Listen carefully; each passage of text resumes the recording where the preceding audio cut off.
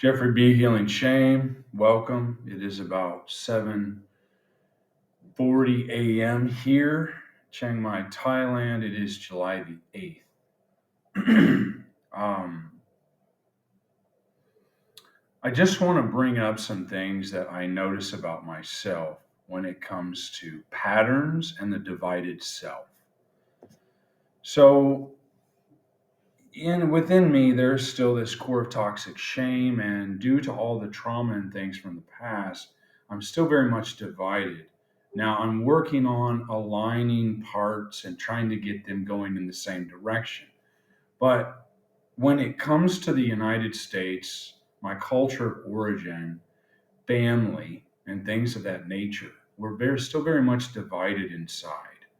I've got parts that want to go home and live there and have a normal life without any crazy excitement that Asia brings or offers, that the continent here um, brings. And then there are other parts, of course, that don't want any part or anything to do with America because of the culture, the people, the inconvenience of having to have a car dependent culture, family dysfunction, things that need to be resolved there, trying to live like a normal person, not feeling unique or exotic or special there. And those parts are battling with the parts that want to be there and be stable and have a normal job, save money, work hard, save money, and just have a normal life. These two parts are in conflict.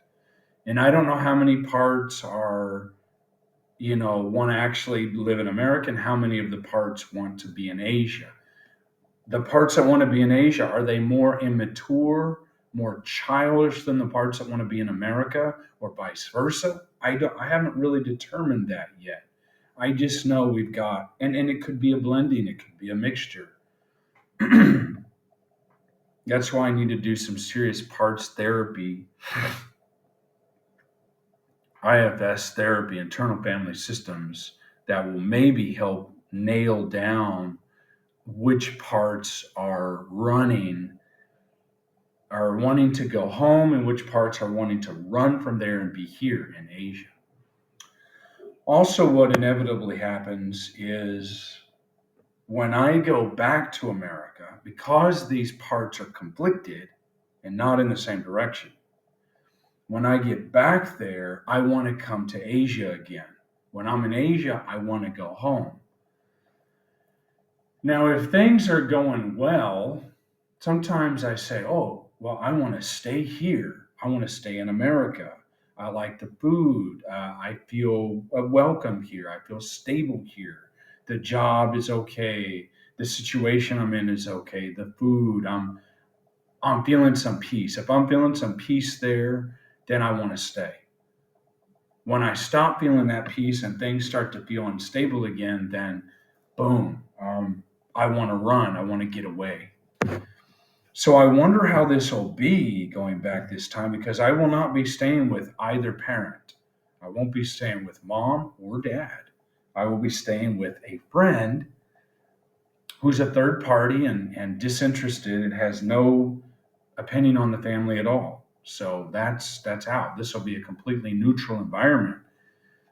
And I wonder how I'm going to settle in there and decide. I think the environment that I'm in there is going to help determine if I want to stick around longer or not.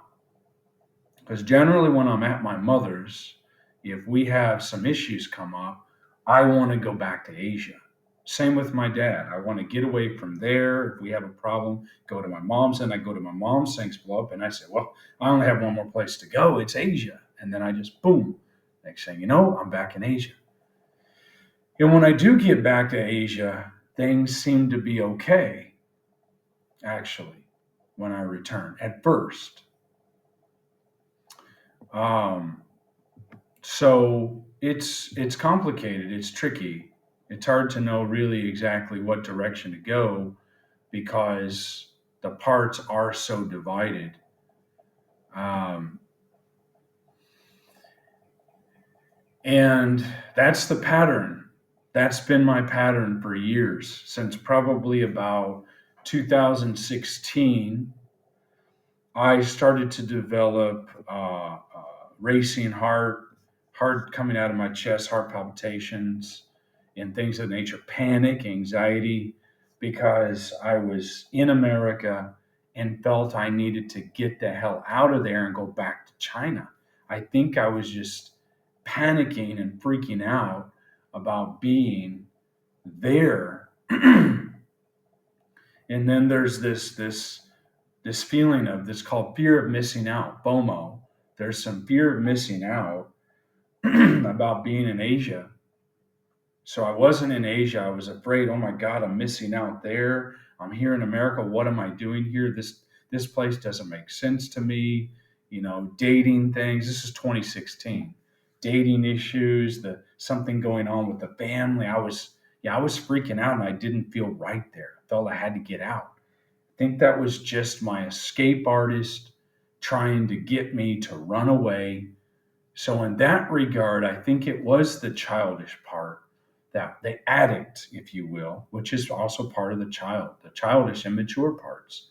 The addict part wanting to come to Asia, because in Asia, I really don't have to follow the rules here. I can be my own self. I don't have to follow the social dictates or mores of American culture or Thai, really, or Chinese or whatever culture I'm in. I'm not a citizen of there. I don't have to follow their rules in some ways. And I don't have to operate as Americans do. So it's kind of a way to just rise above all the policy and the rules and what I should do and this and that. It's a way to just kind of be my own person. And some of my parts love that, and other parts need the discipline, need the routine, and they need that. They crave the structure. They need the structure that America brings, because it is structured. Here, I can be anything, do anything. And that's maybe over choice, too much freedom in a way. So I just wanted to bring this up in the video because I'll be heading back there soon, in about a week, I guess. Today's the 8th. At least I'll be leaving here, Chiang Mai, in 1 week. So about 9 days before I leave the country, but I'm leaving Chiang Mai in about a week.